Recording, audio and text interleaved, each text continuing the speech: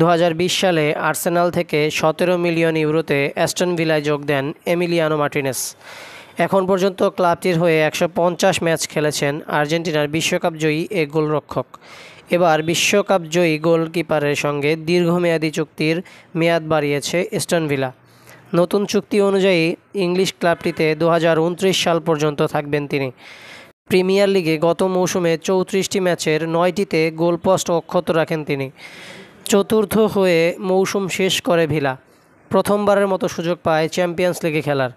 চুক্তি নবায়নেও মার্টিনেজের কণ্ঠে ফুটে উঠল চ্যাম্পিয়ন্স লিগে খেলার তৃপ্তি। তিনি বলেন, এই ক্লাবে যোগ দেওয়ার পর থেকে আমার স্বপ্ন ছিল চ্যাম্পিয়ন্স লিগ খেলার, সেটি পূরণ হচ্ছে, সুতরাং আমি নতুন চুক্তি করার সিদ্ধান্ত নিয়েছি।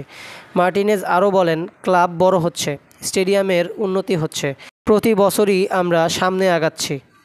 আর্জেন্টিনার হয়ে ইতিমধ্যে আমি সব জিতেছি, এখন আমার মনে হয় এখানেও আমি একটা ট্রফি জিততে পারি। ক্লাব এটাই মিস করছে। আমি আগামী মৌসুমে দিকে তাকিয়ে আছি, দেখি সেটা অর্জন করতে পারি কিনা।